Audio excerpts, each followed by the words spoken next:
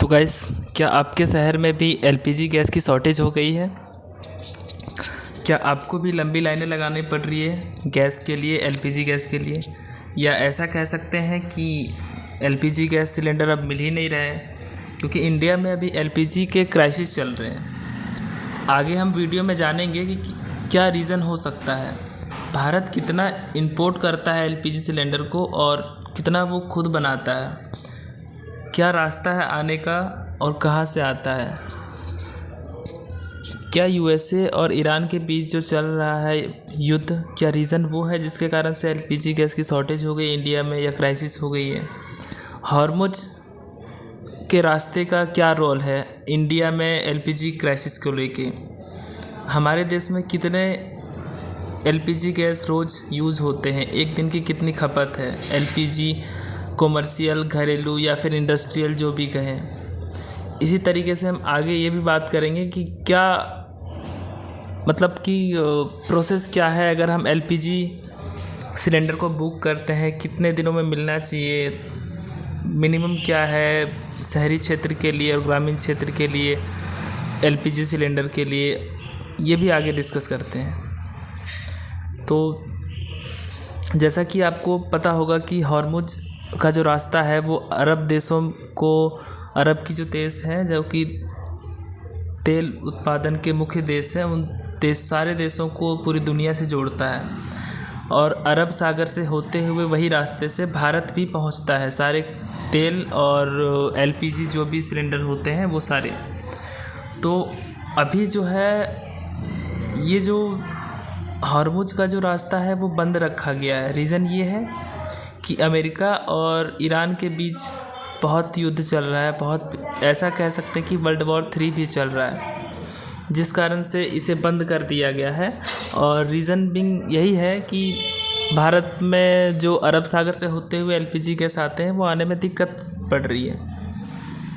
अब हम बात करते हैं कि हमारे देश में जो है वो एलपीजी गैस की खपत कितनी होती है। अगर हम बोले तो एक सिलेंडर में एलपीजी गैस की 14.2 केजी आता है एक गैस में।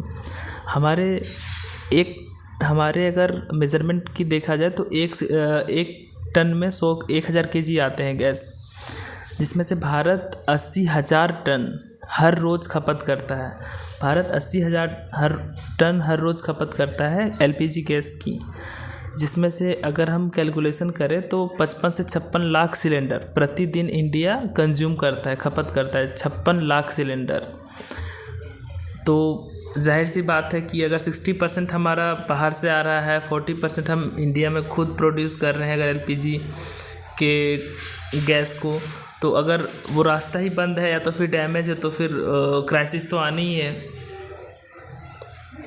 नॉर्मल जो होता है वो बुक करने के लिए एलपीजी जो सिलेंडर होता है इंडिया में वो 25 दिनों का होता है शहरी क्षेत्र के लिए।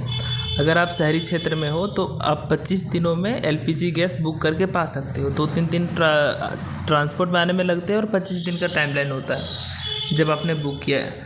और ग्रामीण क्षेत्रों के लिए 45 दिन का टाइम होता है बुक करने के बाद, जिसकी प्राइस होती है घरेलू गैस सिलेंडर की 900 रुपये पड़ते हैं। अगर आप देखना जाओ कॉमर्शियल का तो कॉमर्शियल के गैसेस 1800 से अधिक भी पड़ता है, तो 2 गुना होता है कॉमर्शियल गैस का, सेम गैस का रेट।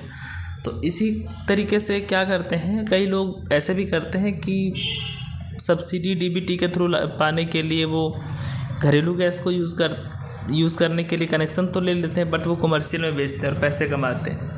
तो रीज़न ये भी है कि ब्लैक मार्केट करने के लिए लोग ज़्यादा स्टॉक में अपने पास रखने के कारण इंडिया में थोड़ा सा बढ़ गया है इसकी डिमांड, और सप्लाई तो कम है ही। जब वर्ल्ड वॉर 3 समझे अगर हम ईरान और यूएसए के युद्ध में, तो जब तक ये हॉर्मुज वाला रास्ता क्लियर नहीं हो जाता है, पूरा तरीके से स्मूथली रन नहीं करने लग जाए, तब तक ये इंडिया में क्राइसिस रहेगा ही, क्योंकि 60% माने रखता है।